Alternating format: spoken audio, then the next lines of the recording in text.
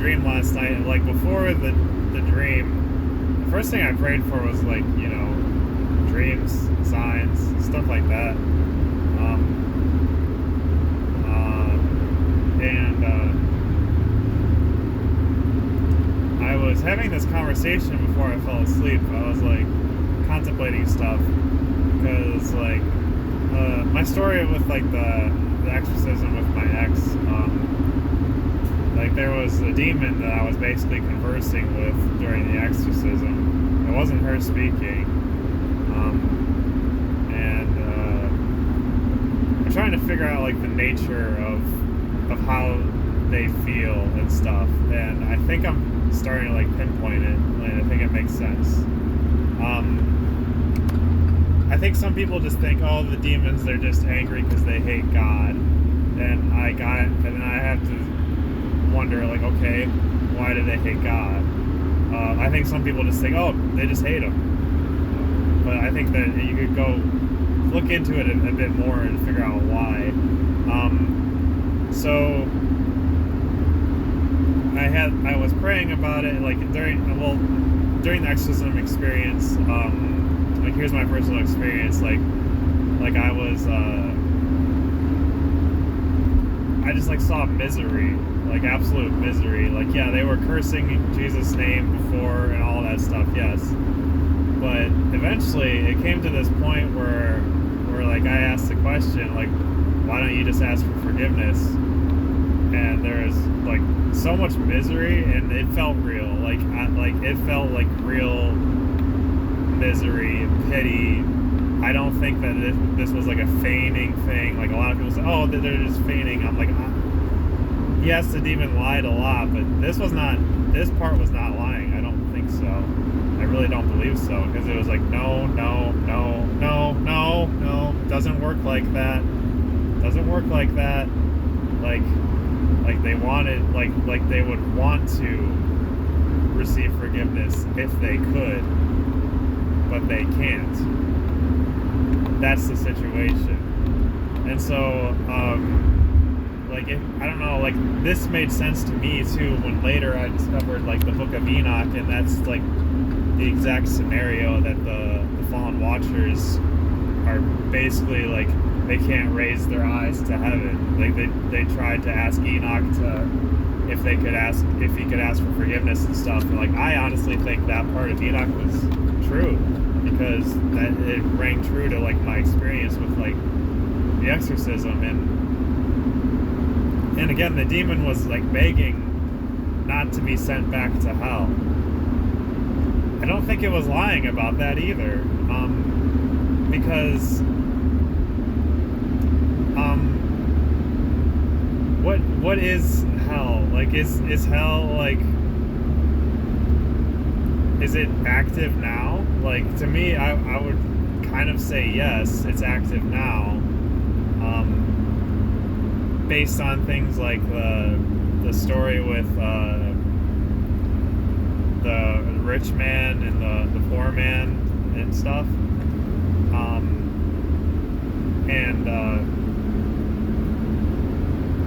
I wonder, like, I believe humans are stuck in hell when they die. I've heard some people argue that, like, if you make certain contracts or something, that might not be the case in Satanism, but I wouldn't trust anything like that. I just would not trust anything like that.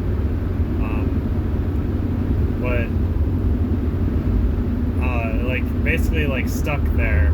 Whereas, like, demons are stuck there until someone opens a door.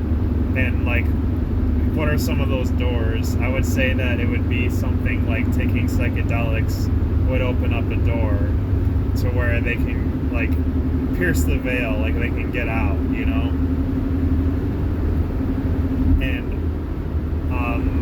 And I think some of their buddies that are already out are trying to do that, try to tempt you to do that so that they can get some of their other buddies out. And that's why they also try to promote, like, witchcraft, because witchcraft would do the same thing. Like, all these different practices that might activate, open portals, let them through. because I think they're stuck in like hell. I think that's where they're at until someone opens a door for them, because they're like, I would say that they're in a different place than humans would be. But this is just guessing. I'm kind of guessing here. And so that's also why I believe that the demons asked Jesus, like, please just send us into the pigs, because like I think the other option would be hell. And they didn't want that. So, and why would Jesus send them to the pigs? I think maybe for like to show just how like crazy everything was, like maybe as like an extra sign to the people.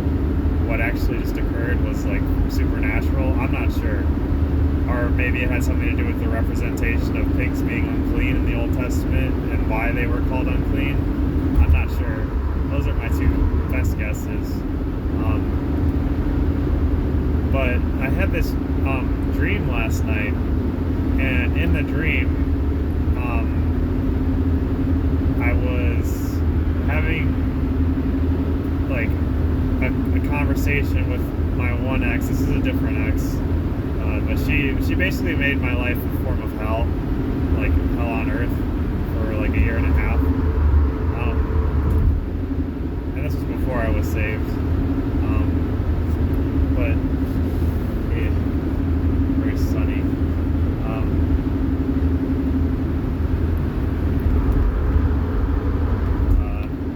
Yeah, she made my life a year, like hell for like a year and a half. But in the dream, like that's who I was talking to. But it was like I was actively, like that was my partner, you know.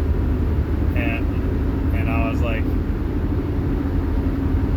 I was kind of like in this position where I was like submissive to her, and that's why like I'm never ever gonna do that again. No, I'm gonna lead and the woman's gonna follow. That's gonna be the case. Never ever gonna be. No. Anyway, in the dream, I knew that she was like wicked and or whatever, but for some reason I thought that I should go with it, you know. And I asked, you know, like, here's 3 options. What do you want to do? And she picked one option, and all of a sudden, there's a fight happening. And I went to defend her. Like I took her side in the fight. And the next thing I know, I'm like sent into like this Matrix thing. It almost felt like a video game, but I was like stuck there. And I was assigned a role, and the role was, you are a demon. And I was like, no, I'm not a demon, I'm an angel. And I was really bothered by this. And then I was like calling out to Jesus, and there was no answer. And then everything in me was like furious, because I knew that there was no hope, there was no forgiveness. I was furious. That is the case, I believe, of everyone who ends up in hell, including the fallen angels, the demons. They feel that condemnation all the time. There is no hope. So what do you do with that? You're angry all the time. But there's also like, okay, you've got a little bit of time left before that's like your eternal sealed fate. Like, you might be stuck in hell now, but if someone opens a portal, lets you through, then you can live with them and try to convince them that, oh, I'm your friend. And why is that? Is your motivation purely to take their soul to hell? I think that's one of your motivations. But your other motivation is, I don't want to go back to hell for as long as I can. So I want to try to be comfortable here on earth, experiencing whatever pleasure that demons can experience on earth, which might include causing people suffering, because that they're just dreadful. They're just dreadful creatures, and without forgiveness, without hope. It's a terrible situation. Just try to put yourself in that mindset. I do this stuff. I put myself in that mindset. And yeah, I woke up from that dream like instantly after that, because like I called out to Jesus, didn't get an answer, and then I felt that rage, and then I woke up right after that, and I was like, oh, thank God I have forgiveness. And again, that brings us back to the situation. The odds of you being saved, well, depends how you look at it, 100% because you were chosen. But if you look at it from a purely random perspective, then it's very lucky. Like you're very lucky that you just happen to be smart enough, you happen to not die before finding Jesus. Yeah, just like, you got lucky. That's kind of the thing. And yeah, someone could say, well, you got lucky that you were chosen. True, I guess, but the Creator decided that. And that's kind of where I'm trying to get at with like this whole argument with like Calvinism and free will, how they work together. I think people aren't understanding how, like, what I mean by free will. For example, I believe that God allows us to make certain decisions, but He exercises His will. He can exercise His will whenever He wants to alter those decisions. That's basically it. So you still want to live good. You still want to make good choices, living for God and stuff. But He can redirect your path at any moment. That's why, like we're told, like even in my comment or whatever the other day, I said, oh, my next video is going to be, I think, about like being a man, stuff like that, because I seem to be getting lots of songs about that. And I said, God willing. And apparently it wasn't God willing that's my next video, because like I had this happen. That's why, Jesus says things like, make no plan for tomorrow, worry about today, because you don't know what's going to happen. I mean, you might make a plan for tomorrow and then a family member dies or something completely alters. I don't want to make it sound sad, but things like just could alter. Your car could break down. I don't know. Things might just not go according to plan. Maybe a good surprise happens. I don't know. But things just might not go according to plan. So that's why I think I'm going to try to start saying God willing more and try to keep that in my mind more. It's really hard to, because you do make plans and you don't think about that. But I'm going to try to do that, I think. Yeah, like, you were chosen, and most aren't given mercy, but you were given mercy. The fallen angels, the demons, whatever you want to call them, they rebelled and they weren't shown mercy. Others rebel, humans rebel, and they're not shown mercy. We all rebelled, but yet we were shown mercy. It's like, it's very, very humbling, and that's what produces the fear of the Lord, and on a different level. Because I think that we get the fear of the Lord almost backwards. I'm not sure if that's, maybe not. Maybe that's not the best way to say it, but we don't fully understand it the right way, I think. Maybe. Fear of the Lord is the beginning of wisdom.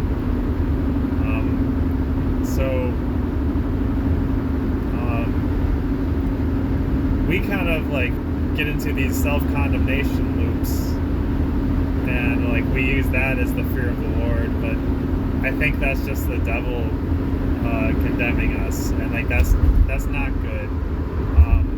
That's like backwards fear of the Lord. Whereas I think it's supposed to be more like this. Realize what you were saved from, that God has every right to do whatever He wants to with you. He's the Creator. He could have created you destined to hell, but He chose you to be a vessel of honor and glory think about that. Like really, like think about it. Let that like permeate your soul. And I mean, even in the book of Enoch, the angels, like they saw what happened to the fallen angels. They're like, we would never do anything like this after seeing this affair. Like this is, they say something like that. Like, look at this dreadful state that they're in. And like when we're in glory, it does say things like we're going to like they're going to be perishing in our sight or something. I don't know if that's going to be like for a moment in time or what, but we're going to see where they are and where we are, and they're going to see where we are and where they are. They're going to be filled with dread, and we're going to be filled with, whoa, like that could have been us if we weren't chosen. And we're gonna have to say, God, like, thank you, like that's kind of where we're at. Like why did, like, you think, well, why did you choose me? Why do you love me so much? Why was I shown mercy? Why? And it's just like, I'm saved. And I want to mention one more thing. I pray for signs and stuff sometimes, and sometimes I don't, and they still come. But like, I don't know if you guys remember my one video where like I show the demonic artwork that my ex draws, and she wrote on one of the pictures, praying to the sky. I don't even know why. And I looked on a new Discord that I got invited to, and someone shared a dream they had, and part of the dream, the person said they saw someone say, I'm saved, and I don't know why. And I was like, wow, I feel like that part was meant for me, like for my ex. It was very peculiar. Yeah, I think that's just kind of where I was going.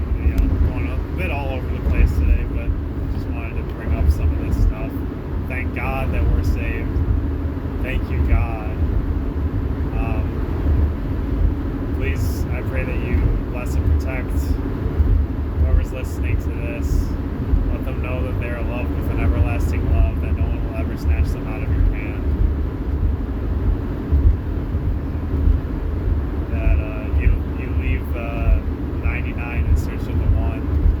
No one can, no one's, that's your sheep. You're going to keep them. They get a little lost for a while. You grab them by the neck with the thing, or I don't know how sheep herders do it. I'm not a shepherd, but you just guide them and cherish them, love them,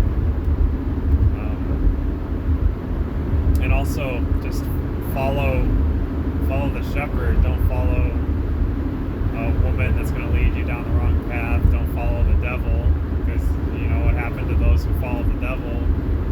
They were damned. God's got you, so you don't really got to worry, but still practice wisdom. Worry about who you're, be careful about who you follow. That's vital. The story of Adam and Eve, Adam followed what his wife said to do, and that was not the right decision. Always put God before any partner, far before any partner. Don't even keep it close. You're supposed to love your wife like Jesus loved the church, but still keep like a proper, just make sure you're focused on God. Yes, you should lavish your wife with love and stuff too, though. But also, like the story of Abraham, he listens to his wife. His wife tells him, "Oh, sleep with Hagar, right?" And he does it.